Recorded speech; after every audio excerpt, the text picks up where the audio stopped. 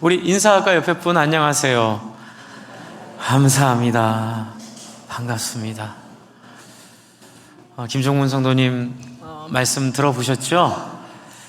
제가 옆에서 똑똑히 봤거든요, 그 변화들을. 근데 오늘 참 감사한 건 처음 만났을 때 살고 싶지 않다 하셨어요. 제가 기억하는데 그걸 우리 원로 목사님이 참 섬기셔서, 그쵸? 같이 탁구도 쳐주시고 사랑으로 기도해 주시고 섬기셔서 오셨는데 전 너무 감사한 거예요. 안 아파지고, 그쵸? 머리도 맑아지고 부족도 태워버리시고 이렇게 서 계시는 게 기적인 거예요. 왜냐하면 이렇게 풍이 오셔서 15년 전에 완전 자리에도 일어나지 못하시는 상황이셨거든요. 저희 교회 오실 때도 좀 이렇게 걷지를 잘 못하셔서, 근데 오늘 계단을 올라오시고 또 서 계시고 계단 내려가는 걸 보면서 와, 이게 정말 하나님이 살아계시는구나, 이걸 제가 좀 느꼈습니다. 여러분, 저희 교회는 다음 세대만이 아니라 지난 세대도 똑같이 행복했으면 좋겠습니다. 하나님의 모든 자녀들은 태어나면서부터 돌아가실 때까지 정말로 주님의 온전한 형상으로 하나님의 인격 가운데 풍성한 사랑을 누리고 회복을 느끼고, 그래서 정말 죽을 때에 나와 함께 하신 하나님, 나를 인도하신 하나님, 내가 그분을 알기에 죽음이 두렵지 않은 기적이 있을 줄로 믿습니다. 그게 오늘 설교의 주제입니다. 예수님과 우정의 관계를 맺으십시오. 여러분, 우리는 신앙을 어떤 종교 또는 어떤 지식, 모르기 때문에 못한다, 이런 생각들을 많이 해요. 제가 지난 몇 주 동안 성령에 대해서 많이 알려드렸죠. 성령의 임재가 이렇고, 오시면 우리가 순종하면 충만케 되고, 또 그 충만함이 우리에게 영적 은사를 주시는데, 영적 은사는 공동의 이익을 위해서 주시는 은사, 내가 잘 되는 게 아니라 다른 사람을 배려하고 섬기는 그것이 성령의 열매다, 이것이 있어야 된다. 그런데 그것이 아니죠. 이 모든 은사의 핵심은 어디로 가야 돼요? 성품이 변화되는 데까지 알려드렸어요. 그런데 이 지점이 어려워요. 안다고 되지 않는다는 거예요. 여러분, 제가 오늘도 예수님과 우정의 관계를 가지세요 이렇게 얘기했는데 어떻게 해요? 도대체 어떻게 해야 예수님과 우정의 관계를 가질 수 있을까요? 목사님이 신앙은 종교가 아니라 관계라고 하셨는데, 남편과 부부도 아내가 관계가 잘 안 되는데, 소통이 잘 안 되는데, 아이랑 얘기하려다 하다 맨날 싸우고 마음의 상처만 받는데 내가 어떻게 예수님과 관계를 잘 맺겠어요? 답답하시죠? 꾸덕하셔야 제가 삽니다. 안 하시면 저만 그런 사람이 되고요. 여러분 다 잘하고 계시는 거죠? 네. 정말 어려워요. 제가 요즘에 하나님 저에게 주신 마음은 뭐냐면, 여러분, 제 얘기만 듣지 않는 교회 되기를 바랍니다. 제 얘기를 통해서 여러분이 하나님을 직접 경험하기를 바랍니다. 저희가 지난주 영성 수련이 참 좋았거든요. 참 하나님의 은혜가 있었어요. 저도 제가 많이 가르치려고 안 했고요. 같이 책 읽고 그 주어진 본문 가지고 같이 묵상하고, 또 성도들에게 주시는 말씀, 또 목사에게 주는 말씀, 같이 이렇게 하나님 앞에 나아가는 그 마음이 너무 좋아서 지난주 금요일에도 또 그렇게 한번 했거든요. 여러분, 앞으로 저희 교회 안에 여러분이 직접 예수님을 경험하고 하나님을 느끼고 그분과 대화를 하고 여러분의 문제들을 그분에게 답을 얻는 그런 일들이 우리의 목표이고 우리의 방향임을 말씀드립니다. 이제 이를 위해서 오늘 굉장히 중요한 포인트를 하나 알려드리려고 그래요. 우정의 관계를 맺어야 되는데, 그렇다면 그냥 되지 않아요. 관계를 맺으려면 그 사람이 누군지 알아야죠. 그리고 또 내가 누군지를 잘 알아야 돼요. 그래야 실수를 하지 않더라고요. 또는 그래야 제대로 된 관계를 맺을 수 있기도 하고요. 그래서 오늘 말씀은 우리가 예수님과의 우정의 관계를 맺어야 하는데 예수님이 누군지에 대해서 좀 오늘 한번 좀 생각을 해보고요. 내가 누군지에 대해서 한번 좀 생각을 해보려고 합니다. 3장 20절을 한번 보세요. 제가 자주 드린 말씀이에요. 볼지어다 내가 문 밖에 서서 문을 두드리노니 누구든지 내 음성을 듣고 문을 열면 내가 그에게로 들어가 그와 더불어 먹고 그는 나와 더불어 먹으리라. 이 구절만 가지고 계속 말씀을 드리다 보면 여러분 생각이 예수님은 항상 우리를 너그럽게 보시고 우리를 늘 잘해주시는 분, 이렇게 생각하실 수 있고요. 그것도 틀리진 않아요. 맞아요. 저도 이제 그런 마음이 있었죠. 근데 저도 오해했던 예수님이 이렇게 표현해 볼게요. 오구 내 새끼, 뭘 해도 다 이뻐. 이제 엄마의 사랑 좋긴 한데 또 엄마의 사랑의 부작용이 있죠. 뭐예요? 너무 다 받아줘가지고 때론 자식의 버릇이 나빠지기도 하고, 또 여러분 부모가 자식에게 주는 좋은 것도 있지만 또 부모가 자식에게 주는 부정적인 요소가 부모의 때로는 사랑이, 때로는 부족함이 자식들에게는 트라우마, 때로는 또는 버릇이 나빠짐으로 나타나기도 합니다. 그래서 20절만 보면 예수님이 그런 분같이 느껴져요. 다 나를 이해해 주시고 막연하게 다 나를 사랑해 주시고 나를 다 품어주시는 그 하나님. 그래서 저희가 지난주에 읽었던 이 묵상기도라는 리차드 포스터의 책에서는 이렇게 얘기합니다. 우리는 묵상기도를 통해 토마스 아켄피스가 예수님과의 친밀한 우정관계라 칭한 것 안에서 자라간다. 그리스도의 빛과 생명 속에 깊이 잠기는 법을 배우고 그 안에서 안정감을 맛본다. 우리는 주님의 영원한 임재를 경험한다. 그저 신학적 교리가 아니라 눈부신 현실로 말이다. 하나님이 나와 동행하시며 내게 말씀하신다는 표현이 경건한 채 하는 문구나 종교적 행위가 아니라 우리 삶 속에 일상생활의 정확한 묘사가 된다. 그러나 이를 위해서 꼭 이해해야 될 것이 있다. 그것은 뭐냐면 나는 지금 아무런 허물 없이 마냥 좋기만 한 막역한 관계를 이야기하는 것이 아니라는 것이다. 이런 단순한 감상은 단지 성경이 우리에게 계시하는 지극히 높으신 주님에 대해 얼마나 우리가 무지한지, 그리고 그분에게서 우리가 얼마나 멀리 떨어져 있는지를 드러낼 뿐이다. 이렇게 표현하는데 정말 이 표현과 이 묘사가 너무 정확하다는 생각을 했어요.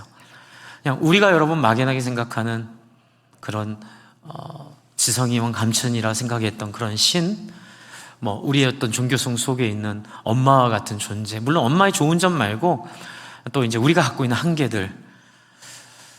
그런데 20절을 보면 그렇게 보이다가도 20절은 지금 14절부터 22절 사이에 있는 문맥 속에 있거든요. 그래서 많은 신학자들이 20절만 얘기하지 말고 이 14절부터 22절에 있는 문맥 속에서 20절을 꼭 이해해야 된다고 강조들을 해요. 바로 그 이유 때문에 그래요. 너무 예수님을 내 위주로 착각하기 때문에. 그래서 한번 볼게요. 14절 어떤 맥락에서 이 20절이 나오고 있는지, 이분은 어떤 분이신지, 그냥 막연한 그냥 우리 모든 걸 다 이해해 주시고 잘해 주시고 복 주시는 분인지 14절을 제가 한번 읽을게요. 어디서 시작이 되냐면요, 라오디게아 교회의 사자에게 편지하라.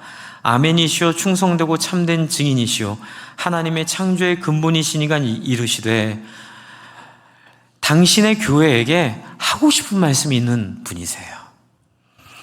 여러분, 예수님은 그냥 우리를 받아주시는 분만이 아니고요, 저와 여러분과 소통하기를 원하세요. 다 알아서 해줄게, 내가 다 책임져 줄게, 이런 분이 아니라는 거예요. 내 얘기를 좀 들어야 된다. 근데 예수님의 얘기가 어떤 얘기죠? 15절 한번 볼게요. 내가 내 행위를 아노니 내가 어떻대요? 차지도 아니하고 뜨겁지도 아니하도다. 내가 차든지 뜨겁든지 하기를 원하노라. 16절 내가 이같이 미지근하여 뜨겁지도 아니하고 차지도 아니하면 어떻게 한다고요? 헐, 그죠? 헐이에요. 헐. 요즘 애들 말로 내 입에서 너를 토하여 버리리라.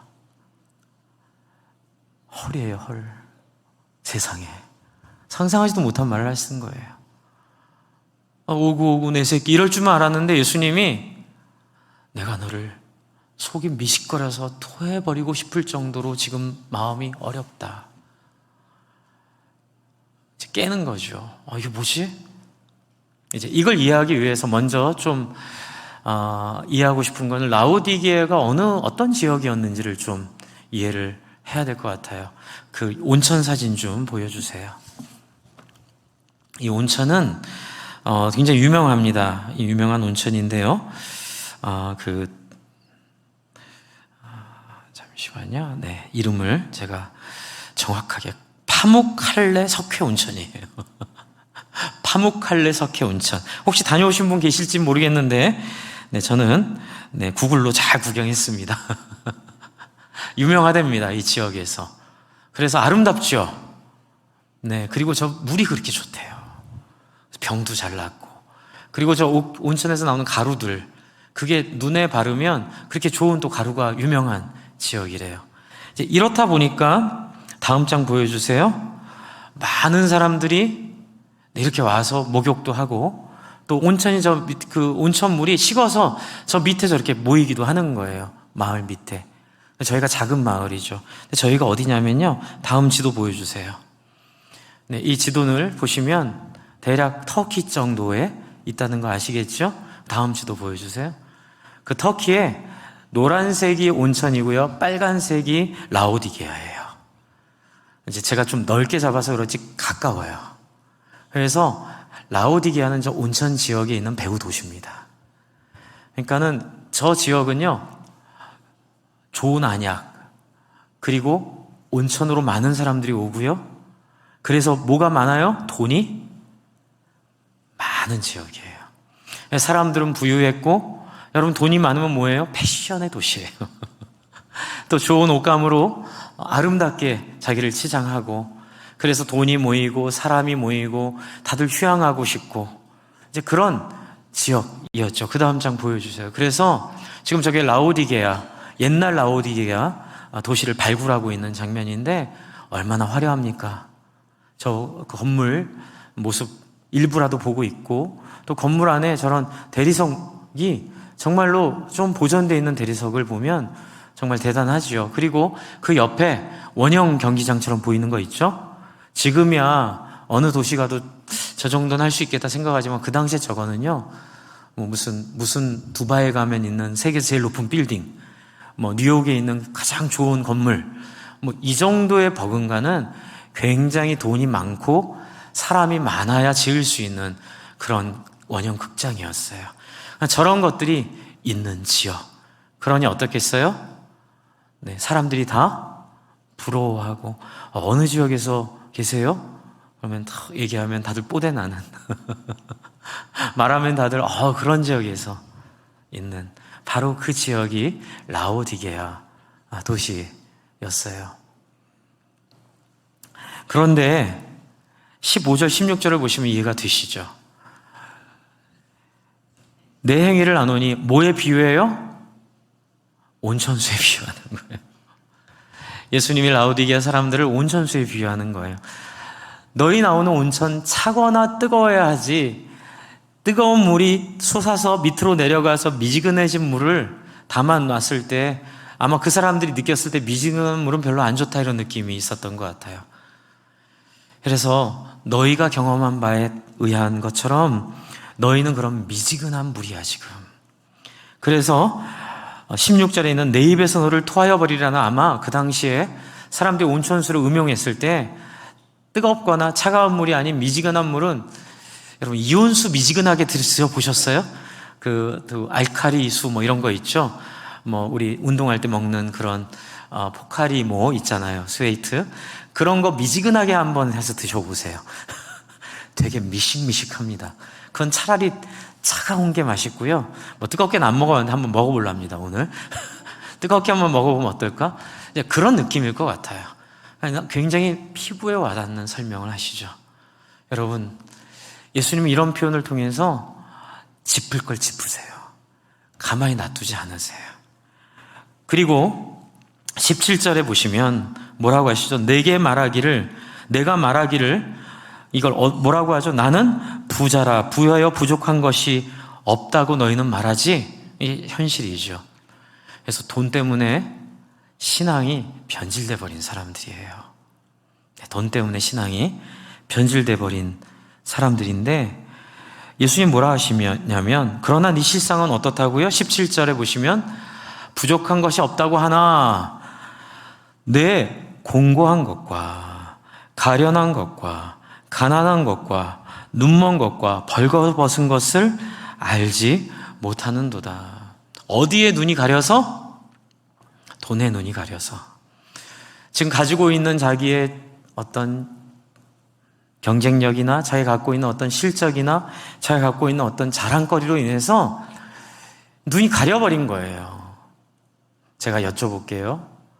하나님 이렇게 하지 않도록 막으실 수 있다, 막으실 수 있지만, 막으실 수 없다 1번, 막으실 수 있다 2번. 답은 항상 몇 번이라 그랬죠? 막으실 수 있다. 그럼 다음으로 넘어갈게요. 그러나 하나님이, 그렇죠? 네, 못하셨다 1번, 안 하셨다 2번. 네, 안 하신 거예요. 보시는 거죠. 저 고등학교 때 제가 가끔 말씀드린 물끄러미라는 노래가 자꾸 생각이 나요. 예수님의 입장에서 나를 십자가에 못 박는 그들을 바라보시면서, 그들을, 제가 참 기억나는 건 뭐냐면 예수님 십자가에서 눈모 자식들 이러면서 탁, 그렇죠? 탁, 그리고 발도 탁탁 하면서 탁탁 털어내고, 십자가에서 벗어나실 수 없었다 1번, 있었다 2번. 있었죠. 그런데 안 하시는 거죠. 왜요? 이 사람들을 하나님의 형상으로 존중해 주시는 거예요. 그래서 돈에 마음을 뺏겨버리고 이렇게 눈이 어두워져 버린 사람들을 향하여 예수님이 할 수 있는 건 뭐예요? 호소하는 것 뿐이에요. 내가 너희를 봤을 때 너희 지금 잘못 가고 있어. 그러니 부디 나에게 돌아와줘. 그 돈으로 가는 길이 아니야. 돈에 너희 마음 그렇게 사로잡히지 마. 말은 돈이지만 이 모든 걸 포함해요. 예수님이 받았던 3가지 유혹, 여러분 기억하시죠? 첫 번째, 돌을 빵으로 바꿔라. 먹고 사는 문제. 2번째, 높은 데서 뛰어내라. 스타가 되고 싶은 거. 3번째, 나에게 절하면 천하만국을, 마귀가 얘기하죠. 나에게 절해라. 그러면 내가 너에게 천하만국을 주리라. 거짓말하죠? 천하만국을 누가 줘요? 하나님이 주시는데 마귀가 준다고 거짓말하면서 우리한테 절하라고 하죠. 요 안에 포함된 것들이에요. 먹고 살려니 어쩔 수 없었어요. 또 내가 알고 있기로는 그렇지 않아요. 또 내가 한 경험은 이래요 라고 하면서 자기 나름대로의 신앙을 가지고 형태는 갖고 있지만 그 내용으로는 하나님 원하시는 내용을 갖지 못하는 사람들에게 예수님이 나타나셔서 한번 따라해서 대화를 시도하시는, 노크하시는 거예요. 예수님이. 이게 노크예요. 내가 문을 두드리고 있다는 건 단순히 오고 내 자식 뭘 해도 내가 다 이해하고 하나님은 사랑의 하나님이니 목사님 뭐 이런 부담스러운 얘기는 그게 아니라 부담스러운 얘기를 하시는 게 노크예요. 여러분의 인생에 찾아오시는 게 노크예요. 그래서 제가 오늘 단톡방에 올려드릴 텐데요, 박영선 목사님 우리 작년 겨울에 또 한 번 뵙고 저희 교회 평일날 또 오셔서 모임도 한번 하시고 또 식사도 사주셨어요. 저를 너무 감사하더라고요. 그래서 같이 그 교회 가서 목사님 사주시는 초밥도 맛있게 먹고 교제하면서 너무 좋았는데, 목사님 그래서 저희 교회 한번 초대했더니 목사님이 못 간다고, 못 온다 하신 거 억지로 초대했는데 건강이 어려워져서 독감 걸려서 못 오셨어요. 저한테 한마디 하시더라고요. 김 목사가 대신해. 목사님 제가 어떻게 대신해. 근데 어제 잘잘법이라고 영상이 나왔어요. 이제 그 얘기 나누고 싶었던 거거든요. 그래서 오늘 제가 그거 올려드릴게요. 이제 그 핵심은 뭐냐면 자녀들이 아프고 힘들고 속색일 때 어떻게 해야 되는가라는 말을 하시면서 얘기하시는 거예요. 예수 믿는 사람에겐 틀림없이 인생의 고난이 찾아온다.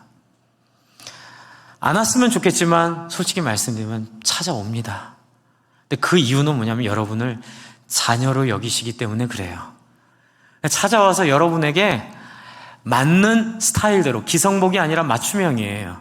어떤 사람에게는 자녀로, 어떤 사람에게는 남편으로, 어떤 사람에게는 아내로, 어떤 사람에게는 부모로, 어떤 사람에게는 사업으로, 어떤 사람에게는 자기의 건강으로, 어떤 사람에게는 관계 속에서, 어떤 사람에게는 또 다른 여러 가지 형편 속에 하나님이 다양하게 어려움으로 허용하시고 찾아오셔서 우리에게 뭐 하세요? 너 지금 그 부분이 좀 틀어져서 나랑 소통이 잘 안 되고 있으니 내 얘기 좀 한번 들어보지 않을래? 그게 이제 영상의 내용이에요.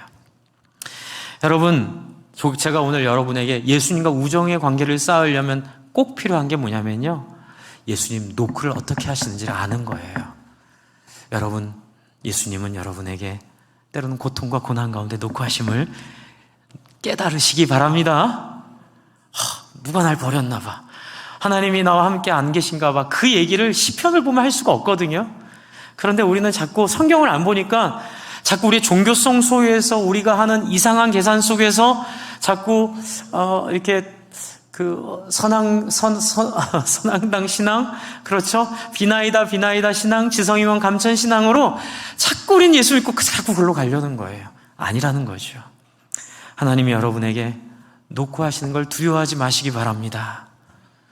여러분의 인생에 분명히 말씀하세요. 그래서 저희가 영성 수련회 했고, 제가 앞으로 목회 방향으로 가지고 가려는 게 뭐냐면, 주일날은 하나님 말씀 들으세요. 하지만 금요일날 또는 나중에 우리 목장이 잘 되면 금요 예배를 여러분 잘 동의하는 가운데 천천히 수요일날 저녁으로 바꿀 계획을 지금 장로님들과 한 3년째 대화를 나누며 기도하고 있어요. 수요일 저녁 예배는 오전으로 옮길 생각이에요. 그래서 오전에 말씀 강해를 하고, 금요일 저녁에 일단은 그렇게 돼야 되겠죠. 금요일 저녁에 또는 수요일 저녁에 여러분이 와서 어떤 제가 하는 설명이나 설교가 아니라 함께 하나님 말씀 앞에 서보자는 거예요. 그래서 여러분이 하나님을 말씀 속에서 만나기를 바랍니다. 여러분이 여러분의 마음에 노크하시는, 여러분의 형편에 노크하시는 그 하나님을 경험하기를 바랍니다. 그래서 친절하게 알려주시잖아요. 너는 부자라 부유한 것이 없다고 하나 그러나 너는 사실은 공고하고, 너 공고하지? 솔직히 말해봐. 돈은 많지만, 자식은 다 잘 됐지만, 너도 화려하게 은퇴했지만, 그리고 은퇴 뒤에 걱정도 없지만 허무하지. 내가 알아. 나에게 마음을 열고 너의 부족한 것을 자존심 상해하지 말고 인정하고 나와 대화 나누지 않으렴? 이렇게 예수님이 하시는 거예요. 그래서 18절 뭐라 그래요? 내가 너를 어떻게 해요? 권하노니. 한번 같이 해주세요. 내가 너를 권하노니. 저는 이 표현 너무 좋네요. 명령하노니 이게 아니라 조심스럽게 너를 권한다. 내가 조심스럽게 너한테 내가 한번 말해보겠다. 난 이렇게 해줬으면 좋겠어 라고 하면서 뭐라 하죠? 내게서 불로 연단한 금을 사서 부요하게 하고, 이 불로 연단한 금이라는 건 야고보서 1장에 나오는 이 어려움과 시련이 우리를 연단하여 우리를 성숙하게 만든다는 그 의미가 이 안에 있죠. 그래서 고난으로 네가 연단되는 것, 그걸 한번 경험해 보지 않을래? 또 흰옷을 사서 입어 벌거벗은 수치를, 흰옷이라는 건 뭐예요? 거룩의 상징. 여러분, 거룩이 뭐예요? 예수님 닮는 거, 하나님 닮는 거죠? 근데 거룩은 뭐예요? 마음을 잘 나누는 거예요. 거룩은 사람들을 믿어주는 거예요. 거룩은 잘 어울리는 거예요. 거룩은 잘 웃는 거고, 거룩은 잘 어울리는 거예요. 그러니까 이 흰옷은 거룩. 우리의 그런 거룩이라기보다는 함께 마음을 나누고 함께 어울려주는 이 모습을 너희가 이제 입어라. 돈 버느라고 돈에 너무 몰입하지 말고, 스타 되려고 애쓰지 말고, 인싸 되려고 하지 말고, 인플루언스 되려고 하지 말고.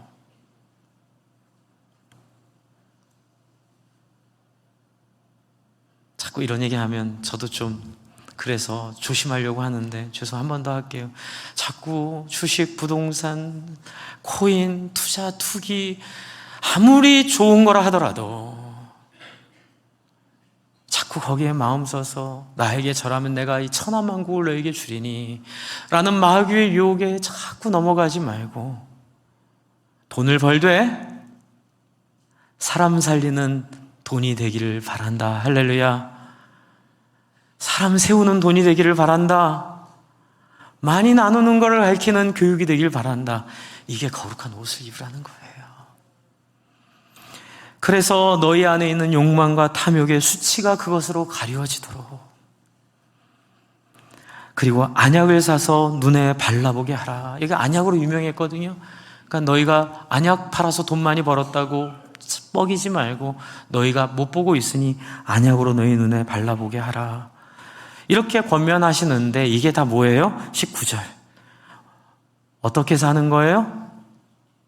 사랑해서 하는 거예요. 사랑해서 하는 거예요.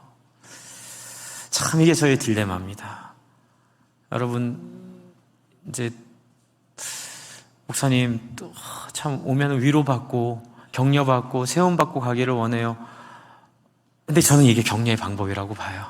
격려가 무조건 여러분들 뭘 해도 다 잘했어요, 다 잘 될 거예요, 다 행복할 거예요가 아니라 여러분 좀 공고하죠? 왜 공고한 줄 아세요? 그렇게 돈만 쫓아서 공고한 거예요. 왜 이렇게 힘든 줄 아세요? 목장 모임 안 나와서 힘든 거예요. 왜 그렇게 몰입하는 줄 아세요? 왜 이렇게 우울한 줄 아세요? 내 문제만 집중해서 그러는 거예요. 좀 불편할 수는 있죠.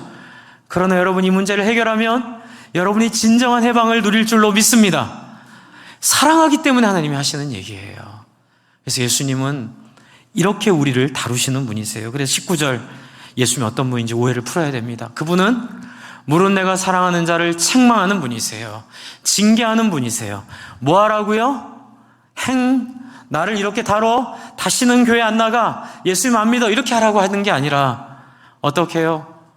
나를 사랑하시는 예수님의 호소 앞에 무릎 꿇고 그분의 사랑에 감동해서 더욱 열심을 내고 회개하도록 하나님이 우리를 초대하시는 분이세요. 그런데 이분은요, 더 특이한 건 때려 부수고 들어오지 않으세요. 문을 부시고 들어오지 않으세요. 이것도 말뿐이에요. 나 이게 좋은데 이렇게 했으면 좋겠어. 어디에 호소하는 걸까요? 예수님의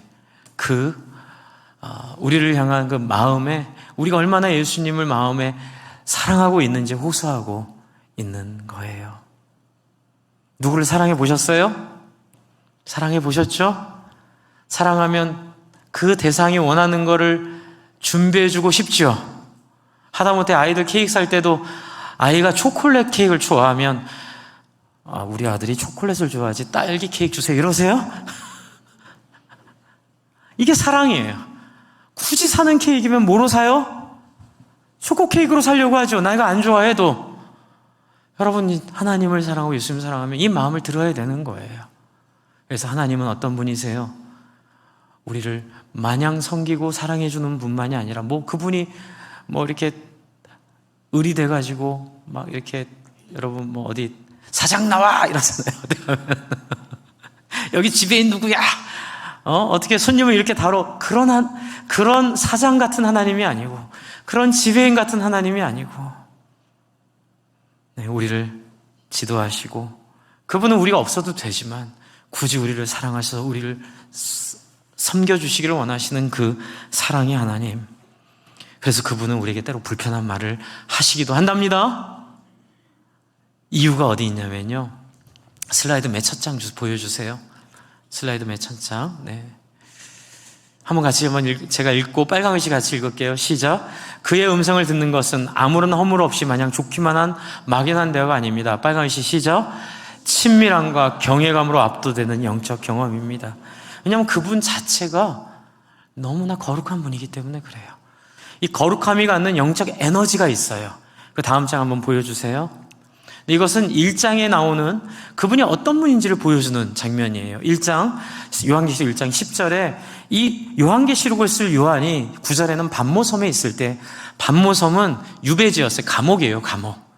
인생의 가장 여러분 말년에 감옥에 갇혀서 거기서 결국 유배에 당하다가 죽습니다.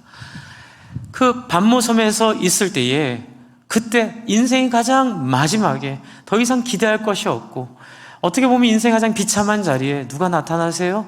10절. 주의 날에 내가 성령에 감동되어 내 뒤에서 나는 나팔소리 같은 큰 음성을 들으니 하나님이 그 자리에 임하시는 거예요. 우리의 계산과 다르죠? 막 내가 이렇게 막 큰 은퇴를 해서 큰 성공을 이뤄가지고 막 헬기 타고 다니고 전 세계 이렇게 여행하고 사람들한테 돈을 뿌리고 이런 성공이 아니고 유배지에 갇혀서 감옥에 갇혀 있는데 나타나시는 분이세요. 근데 그분은 어떠세요? 나팔 같은 큰 음성으로 나타나시는 분. 이르시되 교회들에게 편지를 써서 보내라. 거기에 라오디게아 교회가 있죠. 그래서 12절 상상해 보세요. 이 몸을 돌이켜 나에게 말한 음성을 알아보려고 돌이킬 때에 뭘 봐요? 7 금촛대를 봤는데 이게 다 구약의 배경이 있는 거예요. 13절 촛대 사이에 어떤 사람이 있어요? 여러분 이게 이해가 안 되실 거예요. 인자 같은 이가, 이것은 다니엘서 7장 13절 14절에 있는 예언된 그 인자라는 뜻이에요. 제가 읽어드릴게요. 내가 또 밤 환상 중에 보니 감옥에 갇혀 있는 요한에게 그 예수님이 내가 바로 The Son of Man, 바로 그 다니엘서 7장 13절 14절에 예언하고 있는 바로 그 사람의 아들이 나다. 그러면서 나사렛의 가난한 집에, 그렇죠, 세상에서 성공하지 못했지만 33세 나이에 비참하게 죽었지만, 그러나 그가 한 일은 사람을 살리고 다른 사람들과 함께 더불어 살며 자기를 비우고 함께 하나님 앞에 공동체를 이뤘던 그 놀라운 그 3년의 삶, 그것이 영원한 의미를 가지고 있다를 상징적으로 보여주는 거예요. 인자 같은 이가 발에 끌리는 옷을 입고 가슴에 금띠를 띠고 비참하게 죽으셨으나 33년밖에는 못 사셨으나, 예전에 어떤 권사님 그러시더라고요. 막 금요 기도하는데 엉엉 우세요. 제 청년 때. 나중에 이렇게 들었어요. 왜 우시냐 물어봤더니, 아이고 우리 예수님 불쌍해서 어쩌나, 결혼도 못 하시고 애기도 못 알아보시고 손자도 못 보시고 예수님 불쌍하신 거예요. 그러나 그분이 불쌍한 게 아니라 그렇게 사신 것 때문에 그분은 이 땅을 통치하시는 그 구주로 우리에게 임재하시는 거죠. 이게 어떤 위로를 주죠? 비록 결혼 못해도 괜찮다는 거예요. 비록 일찍 죽어도 괜찮다는 거예요. 비록 손자가 없어도 있어도 좋지만 우리에게 엄청난 위로를 주잖아요. 그렇죠? 엄청난 위로를 주잖아요. 아까 전에 우리 간증하시는 우리 어르신 얘기 들으면 제가 너무 감동이 됐어요. 당신은 사랑받게 태어난 사람이라는 노래에 이름을 불러줬을 때 이분이 저한테 그러셨거든요. 15년 전에 중풍으로 쓰러져가지고 누워있을 때 정말 비참했고 살 소망이 없었고 가장 좋은 나이에 쓰러지신 거예요. 50대. 그래서 자기는 정말 너무 힘들었는데 살 소망이 생겼다. 할렐루야. 우리의 육체와 상관없이, 우리의 나이와 상관없이, 우리의 형편과 상관없이, 우리의 포지션과 상관없이 그분이 어떤 분이신가를 보여줌으로 우리가 성공한 사람임을 우리에게 알려주시는 거예요. 14절, 15절로 넘어가시죠. 다음 장 보여주세요. 네. 그의 발은 풀무불에 단련한 빛난 주석 같고 그의 음성은 많은 물소리와 같으며 그의 오른손에 7별이 있고 그의 입에서 좌우의 날씬검이 나오고 그 얼굴은 해가 힘있게 비치는 것 같더라. 그때 이게 중요해요. 17절. 이게 우리가 예수님 만나는 방법이에요. 한번 읽을게요. 시작. 내가 볼 때에 그의 발 앞에 엎드려 어떻게 해요? 죽은 자 같이 되매. 저는 여러분이 이 경험 다 하시기를 바랍니다. 이 경험 하셔야 돼요. 하나님에게 구하세요. 하나님, 내가 그냥 예수님 좋아요 이 정도가 아니에요. 하나님 만나면요, 화로다 나는 망하게 되었도다. 나 같은 사람은 도저히 존재할 수 없는 그 거룩한 영광이 보여요. 그 앞에 납작 엎드려 하나님이여 어찌 나에게 임하시나이까. 이 굉장한 경외감과 굉장한 거룩과 굉장한 은혜가 단지 나를 사랑해주는 사랑의 하나님뿐만이 아니라 그분은 나 같은 사람이 만날 수 없는 너무나 거룩하고 너무나 영광스럽고 너무나 위대한 분인데 그분이 감히 나 같은 사람을 만나주셨다. 할렐루야. 이 놀라운 경외감이 있는 거예요. 그런데 더 놀라운 건 그가 오른손을 내게 얹어 이르시되, 자기 가슴을 한번 대보세요. 오른손으로 가슴을 대세요. 왼쪽 심장을 한번 같이. 그가 오른손으로, 자 따라서 내게 얹고 영원한 생명, 그렇죠. 내가 전에 죽었노라 볼지어다 이제 세세토록 살아있어 사망과 음부의 열쇠를 가졌노니 그까지 돈에 매여 살지 말고, 그까지 인간적인 경험에 매여 살지 말고, 그까지 부적에 매여 살지 말고, 그까지 자기 연민에 매여 살지 말고 나를 바라보라. 내가 너를 구원하고 내가 너에게 영원한 생명을 주겠노라. 그러므로 내가 본 것과 지금 있는 일과 장차될 일을 기록하라. 여러분, 예수님은 이런 분으로 우리에게 임하세요. 그분은 여러분에게 이렇게 압도적인 형상으로 여러분에게 나타나셔요. 여러분, 금요일 저녁에, 수요일 저녁에, 주일날 이 하나님을 여러분이 경험하시기를 기도하십시오. 그 요한계시록의 예수 그리스도를 제가 만나기를 원합니다. 이제 마지막으로는 예수님 누군지 알았으니까 인간이 누군지 좀 알아야 되잖아요. 그렇죠? 인간이 누군 줄 좀 아는 것은 제가 앞에 좀 준비를 해왔어요. 여러분 이 책에서 좀 발전했는데 보여주세요. 다음 장 보여주세요.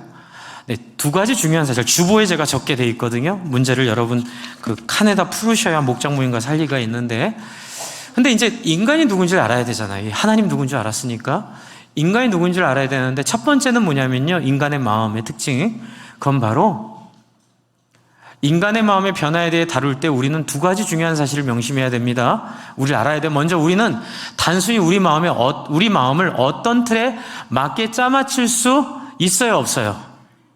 없다는 걸 알아야 돼. 이게 왜 중요하냐면요, 예수 처음 믿을 때 막 마음이 막 바뀌는 걸 착각해. 막 결심하면 마음이 바뀌고, 막 목사님은 늘 막 이렇게 잘 성공하고 늘 성취하고 사는 거라고 착각을 해요. 아니요. 여러분, 우리는 계속 좌절합니다. 우리의 마음을 어떤 틀에 짜맞출 수가 없어요. 또 다른 누구의 마음도 짜맞출 수 있어요, 없어요? 없어요. 그러니까 다른 사람 보고 세상의 목사님이, 세상의 장로님이, 이부 때는 얘기 안 하려고 그랬는데 부부싸움 했어요, 제가 지난주에. 옛날엔 자주 했는데 너무 아팠어요. 우리 아내도 아프고 저도 아프고, 물론 그렇죠, 옛날보다 많이 나아졌습니다. 멘붕이 오는 거예요. 그래서 사실 오늘 설교 못하겠다. 어떻게 하지? 너무 힘들었던 거예요. 근데 어제 해결했습니다, 다. 어제 해결 보고 왔는데 저도 잘 안 돼요. 여러분도 잘 안 되실 거예요. 안 될 거 기대하지 마세요. 저는 우울 기질이 있어요. 우울증이 좀 있고요. 옛날보다 많이 좋아졌어요. 근데 제 평생의 싸움은 제 우울증과의 싸움이에요, 저는. 저는 아예 그 기질 자체가 어머님으로부터 물려받은 것 자체가 굉장히 우울증적인 기질이 있어서, 그러나 많이 좋아졌지만 그래도 저는 죽을 때까지 이것과 싸울 거라고 봐요. 여러분, 우리는요, 목사님 이게 답이라고 하셨죠? 이렇게 안 돼요. 자, 첫 번째 뭐예요? 우리는 어떤 틀에도 맞출 수 없다. 각자 사람의 특이한 점과 모습들이 있으니 그것을 받아들이시기 바랍니다. 아이들한테 왜 안 돼? 당연하지. 당신 자식이잖아요. 당신도 안 되는데 그걸 자식한테 요구하면 돼요, 안 돼요? 안 돼요. 그러니까 이해하셔야 돼요. 또 교회에서 서로에게 오늘 목사님 부부싸움 했다고 하는데 실망했어, 난 교회 옮길 거야, 그러지 마세요. 그거 신앙 아니에요. 저 노력하니까. 노력 안 하면 그러셔야 되는데 노력하잖아요. 저 아내한테 사과했어요, 제가. 진심으로 사과하고 잘 제가 섬겼어요. 그래요. 이해하시죠? 여러분에게 넉넉해지세요. 완벽해지지 마세요. 그런 존재예요. 이제 두 번째는 뭐냐면, 자, 다음 장으로 넘겨주세요. 그렇기 때문에 둘째는 인간 마음 자체가 우리 문제의 본질이라는 거예요. 그건 뭐냐면 우리 각자, 우리 모두의 마음속에 동기들이 뒤죽박죽 섞여 있는 존재인 걸 인정해야 돼요. 그렇죠. 어떤 틀에도 정해놓을 수는 없지만, 또한 우리의 본질이 뭐예요? 소망과 두려움이 함께 공존하고요, 믿음과 의심이 함께 공존하고요, 단순성과 이중성이 함께 공존하고요, 정직하지만 때로는 거짓말도 해요. 우리 원로 목사님한테 혼나겠지만 저도 가끔 거짓말해요. 그리고 회개해요. 솔직함과 교활함이 뒤섞여 있어요, 우리는요. 제가 지금 멘토링 그룹에 들어가서 멘토링 받고 있는데, 전주 기쁨에 있는 교회 목사님이 그런 얘기 하시더라고요. 자기 교회는 플랜카드를 걸어놨대요. 마음이 정직하지 못하시고 우울하신 분, 술, 담배에 시달리시는 분, 온갖 귀신과 온갖 환상에 시달리시는 분, 괴롭고 고통스러운 분 대환영. 담배 펴도 오시고 술에 중독돼서도 오고, 모든 어렵고 힘든 사람들 오십시오. 왜요? 우리는 그런 사람이에요. 그래서 우리는 하나님 앞에 나갈 때, 다음 장 보여주세요. 어떻게 나가야 돼요? 하나님이 다양한 방식으로 우리 마음을 아신다는 걸 믿으셔야 돼요. 여러분의 아무한테도 말할 수 없는 부끄러운 여러분의 그 내로남불 같은 모습도 하나님은 다 알고 계셔요. 따라서 우리는 우리 안에서 이러한 변화의 일을 하는 하나님을 어떻게 해요? 전적으로, 또 한 번 표현, 실로 전적으로 의지해야 될 줄로 생각하시기 바랍니다. 그래서 다음 장 보여주세요. 그래서 무슨 얘기 하려고 하냐면, 위에서 있는 그리하여 영성의 대가들이 마음을 깨끗하라고 해서 계속 호소할 때에 저는 이분이 너무 공감이 됐어요. 저는 토마스 아켄피스의 예전 책을 읽고 난 죽어야겠다 생각을 했어요. 왜냐하면 아켄피스는 너무 대단하고 저는 거기에 발급도 못 쫓아가는 거예요. 그런데 그게 아니에요. 그분도 매일 실패하고 매일 하나님께 나간 거예요. 그 얘기하는 거예요. 여러 번 반복해서 우리의 첫사랑에게 돌아가는 것이 헛된 일이에요? 헛된 일이 아니에요? 헛된 일이 아니에요. 목사님, 저에게 실망했어요. 옛날에는 참 처음이니까 나갔지만 50년이 지나도 제 성격이 안 바뀌고 또 실수를 또 해요. 안 되나 봐요 하고 포기하지 말라는 거예요. 그때 또 어떻게 해요? 첫사랑이신 하나님께 기꺼이 나아가라는 얘기예요. 예수님 항상 우리에게 노크하시고, 우리가 계속 실패하고 계속 반복적인 문제를 의지적으로만 안 한다면, 반복적인 문제를 또 의지적으로 하면 의지적으로 하지 마세요. 그럼 돼요. 반복적으로 하더라도 이 계시록에 나오는 말처럼 첫사랑을 회복해라. 네가 금을 사서 부욕해 하고 흰옷을 입고 네가 안약을 사서 발라서 정말 회복하기를 내가 바라노라. 이게 중요하다는 거예요. 그러니 여러분, 스스로에게 실망하거나 스스로를 포기하지 마시기를 바랍니다.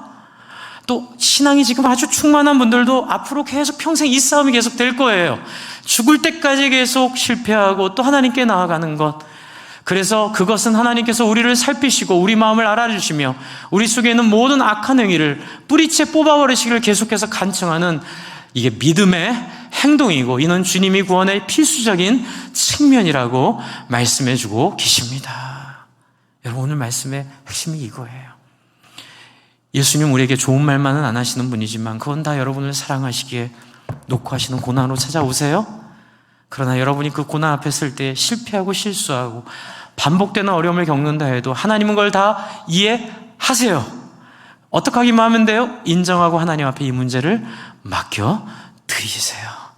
하나님을 신뢰하시고요, 하나님께서 치료하실 줄로 믿습니다. 여러분, 시간 한번 같이 기도할까요? 아까 지금 여러분 손으로 가슴에 손을 얹었죠. 그가 오른손을 내게 내밀어. 그 인생의 마지막을 화려한 궁이 아니라, 화려한 별장이 아니라 반모섬의 감옥에 갇혀 인생을 마무리하는 그의 제자에게 나타나 오른손을 그에게 대시며 이르신 그 예수님, 저에게도 손을 대심을 믿습니다.